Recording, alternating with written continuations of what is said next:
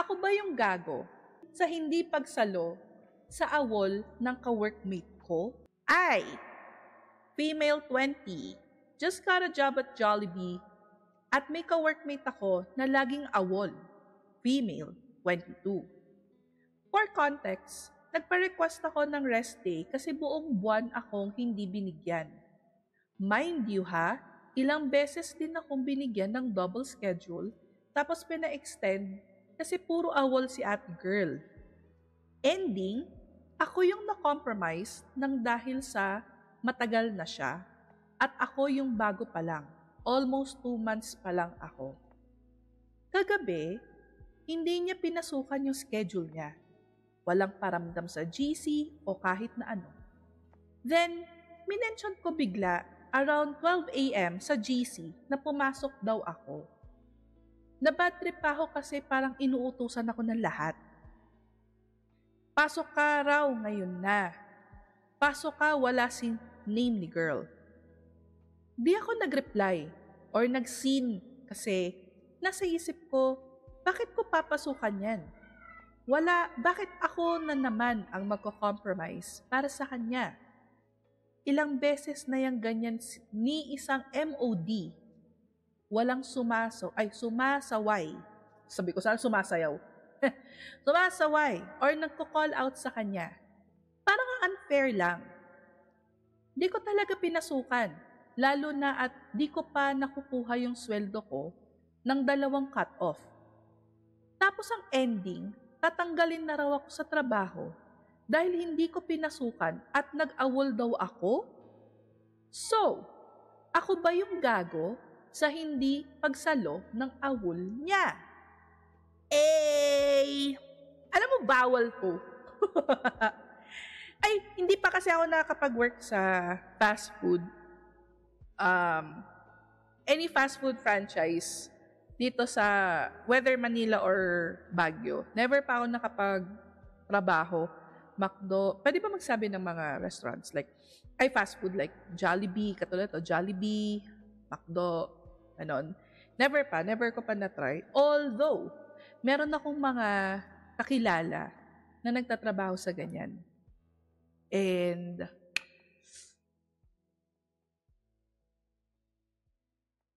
ang masasabi ko na lang is, nakakaawa siya. Hindi ko naman pwede sabihin ba't ka kasi nag-apply dyan, di ba? Hindi naman natin pwede sabihin na ganon. Tsaka, hindi ko rin alam yung kalakaran ng Jollibee. Bakit sila or any fast food franchise na nakakalusot na walang rest day buong buwan. Hindi siya binigyan ng rest day buong buwan. Bawal yon. Kahit sabihin mong training ka, dapat I would respectfully decline your offer na may kasamang I apologize. Sensitive ng mga tao na ngayon. Oo nga eh. Pero yung palang na bawi na lang sa workers' compensation. Dapat nasa kontrata. Kahit naman din ako na nag-training ako sa work, meron pa rin akong kahit 1 day off a week. Isang araw. Pero sa kanila, parang 'di ba sa isang buong buwan, wala kang day off. Kasi 2 buwan pa lang siya. And dapat nirereklamo na to sa DOLE. Depende yan sa branch. Di naman pare-pareho ng management eh. O sa bagay. Pero iisa lang ang kwento nila. Lahat sila overwork. Sa bagay kasi fast food talaga and pag nagtrabaho ka sa mga fast food, talagang fast-paced talaga. So parang bihira ka na lang talaga makakaupo, bihira ka na lang talaga makakakain kasi minsan yung break mo natapat sa talagang peak time. Kunwari lunch, merienda, breakfast, dinner. Round the clock yan, may mga tao pa rin dyan. Kami, natalo sa nagpadole sa amin, hefty fine. Wala kasi sa kontrata reason bakit tinanggal yung nagreklamo. Talaga? Buti na lang. Teka, wait. Kami, natalo sa nagpadole sa amin. Sinong natalo? Kayo or siya? Maraming, parang lagi silang sales, underperforming, terminate, nireklamo kami, talo kami. Hala! Unlawful termination is malaking compensation yan. Ito, di ba? Sabi niya, tatanggalin daw siya sa trabaho. Alam mo, ako sa kanya, ido-document niya to. No, document niya na sa GC nila, screenshot na yan. Alam niyo naman ng panahon ngayon, pag wala kang resibo, hindi nangyari yan. Walang nangyari pag walang SS, walang screenshot. Never mo siyang never mo na yung mapapatunayan na, kasi magiging hearsay na lang to. O sabihin natin idodole niya to. Sabihin natin ipapadole niya to. Pero kung wala siyang evidence to prove her case, mahihirapan siya mag-claim. Kaya, ito parang, Diyos ko. Tingnan natin yung sinabi ng chat dito. Siyempre, ako, hindi siya gago. I-flash na natin to. Kasi anyone can claim Anyone can claim, tapos wala kang evidence. Just to make sure, magkaroon ka ng evidence. Magkaroon ka ng evidence na, Pero burden of evidence na sa employer madalas, mas kampe ang dole sa employees. Yung responsibility na mag-document is sa management. Paano kung ganito? Ito katulad sabi nito, wala man lang daw MOD na sumasaway or nagko-call out sa kanya, parang ang unfair. Diba dapat ang una nating makakapitan is yung mga manager on duty? Pero kung paano kung may favoritism, kasi parang pinifavoran nila yung awaller. Pinifavoran nila yung awaller. So, parang anong magiging case ni ate na meron siyang hawak na evidences? Kasi parang paano pag dinilit yung GC? Di wala na. Paano kung kunwari inalter nila yung parang, hindi naman ata siguro maa-alter yung yung parang times niya? Ano bang tawag nito? Yung pagpapasok siya sa work, yung time in, time out, pwede niya screenshot ASAP. Oo nga screenshot na lang niya ASAP. Kasi baka biglang tanggalin yung GC or bigla siya i-kick sa GC, di wala na siyang access. Lalo na, binibigyan siya ng tatanggalin na raw siya sa trabaho kasi di daw niya pinasukan at nag-awol daw siya. Pero alam mo, ano yung masasabi ko dito is, sana nag-reply siya. Yun nga, baka bigla siyang balikan. Pero isipin nyo parang sa akin, kung kunwari inuutusan ako, ano man lang yung sabihin ko na, kasi parang open-ended na, pwede ko silang replyan na, I'm sorry, hindi ako makapasok. Hindi ko po mapapasukan yung shift na to, kasi, parang alam mo, i-layout mo na, pasensya na po, hindi po ako makakapasok ngayon, kasi sa isang buwan, hindi po ako nakapag-day off. Ganyan, parang alam mo, magrarason na siya kung bakit hindi siya makakapasok. Parang saying no respectfully, if di siya nag-reply, mali din niya. Dapat nag-extra step yung employer to call or confirm. Yeah, yun, isa din. Isa din yun. Parang yun nga sabi, inuutusan daw siya. Inuutusan daw siya ng lahat. Inuutusan siya na, pasok ka na, ganon. Pero kung ako yan, nakaka-pressure yung ganito. Uy, pasok ka na, ganon. Pero kung sira ulo lang din talaga ako, at alam ko naman nasa tama ako, sabihin ko, pasensya na po, hindi po ako makakapasok. Ganon. Pasensya po, hindi po ako makakapasok. Isang buong buwan na po kung walang day off. May digital footprint na. Pwede niya pa i-screenshot yon na sinend niya. Tapos, from there, malalaman niyo kung anong reply. Kung pinipilit pa rin siya, at least parang sinabi na niya Nagsabi ka na ng no, then anong isasagot nila sa'yo? Kapag pinipilit ka pa rin na mag-work, then di ako maka-work, walang lakas, wala pa akong day. Yun, mga ganong bagay ba? Kumbaga parang ilalagay mo na siya, ido-document mo na siya in a way na, uy, bakit wala ka pang day off? Bakit parang kino-call out mo sila in a way? Sana nag-reply ka dun sa chat sa'yo. Either way, hindi tumawag, walang extra step din yung management to ensure na hindi sila mapipilay. Kasi syempre nga may nag-awol, so pilay sila, tas day off mo pa. So, might as well, dapat ang pinapasok nila yung nag-awol. Kasi parang in favor kasi sila doon sa nag-aawaller. Baka naman nag-a-assume din siya na yun reason ng termination niya. Baka naman uma-attitude, pwede rin. Pwede rin na parang baka mamaya, ba't ko naman papasukan yan ewan ko, pinag-initan siya kasi siya yung bagong salta. May ganun ba? Initiation sa trabaho. Uso pa ba yung ganun? Tingnan natin yung comments nila. Di ka gago. Okay. At least ito alam ko.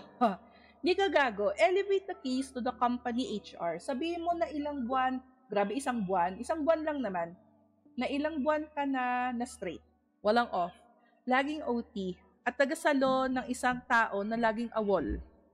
Ngayon, ikaw ang tinetreten ni ganito at ni ganyan na ita-terminate dahil hindi mo sinalo ang awol na naman na same person sa day off mo.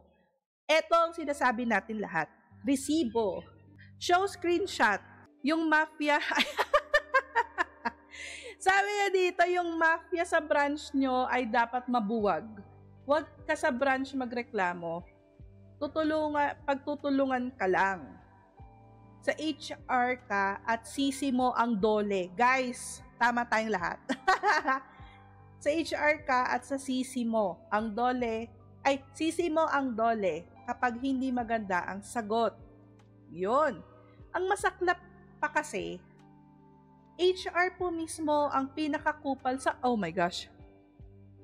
HR po mismo ang pinakakupal sa company na to. Siya mismo nagsabi na tatanggalin ako.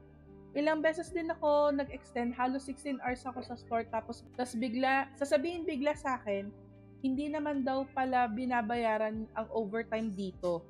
No crew meal pa. Uy, di ba bawal? Ito na nga sinasabi kong bawal. Sabi niya, bawal ang unpaid overtime work. Work is work. Maski HR, di papayag. Ang 16 hours na overtime, in 15 days ba yun? Daily and weekly hour limit. The normal workday is capped at 8 hours and employees are entitled to a rest day of at least 24 consecutive hours after every 6 consecutive normal workdays. This effectively limits the total number of workdays in a week. Overtime premiums. The law requires employers to pay a premium for any work performed beyond the normal 8 hours. This is a financial disincentive for employers to impose excessive overtime. The rate of this premium increase for work done on rest days, special non-working days, or holidays. Meron pa dito, safety and health regulations. DOLE and occupational safety laws gives the state the authority to order a reduction in work hours if the work endangers an employee's life or health. While the law does not set a hard numerical cap, it does not permit unlimited overtime. Overtime work is generally considered voluntary and should be consensual. And employers are required to ensure it is within reasonable limits and does not compromise the health and well-being of their employees. Sources, Gemini. Gemini! Ayan, +1, ipadole mo yan. May rights ka and dapat mag-ready ka rin ng evidence if ever. Ayan na nga yung evidence natin. Anong email ng dole para pwede pagreklamuhan? For me and for this employee, kasi kawawa to. Ayan, may hotline na siya. Malaking help daw para sa kanya. Pero alam nyo, nagawa niya pa talaga mag-Reddit, no? Sorry. Nakuha niya pa talaga mag-Reddit. Kesa, parang mas mahirap naman ata mag-Reddit kesa sa mag-search ng dole or mag-email sa dole. O kaya mag-Facebook. Di ka gago. If tama pagkakaintindi ko, 1 month kang walang rest day kasi di ka pinagbibigyan. O yun pa pala, hindi ka pinagbibigyan. So, ibig sabihin, meron talaga siyang day off. Hindi lang siya pinagbibigyan. As per the law, bawal 7 days a week yung work, so dun pa lang matibay na yung proof na mali sila. Gather ka lang ng documents to support your claim, tas padole mo. Walang effort to do own research. Hingi ka na din ng compensation para mas malaki yung bayaran nila. Wag matakot mag-resign. Pwede ka pa sa ibang fast food or call center na mas mataas ang sahod. Sorry for the wording. Ay, di ka gago. Sorry for the wording. Tanga lang matatakot. Talo kapag nagpasindak ka. Tama ng ginawa mo. Pag tinolerate mo kasi mamimihasa at masasanay sila na kaya mo namang mag-cover. Pag tinakot ka na tatanggalin, sabi mo, understaff na nga magtatanggal pa. And lastly, last na to. Di ka gago.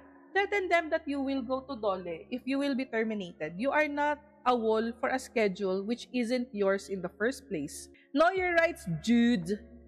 Report to HR for the threat. Eh, paano yun? HR nga daw yun, nag-threat. Screenshot the messages so you have proof.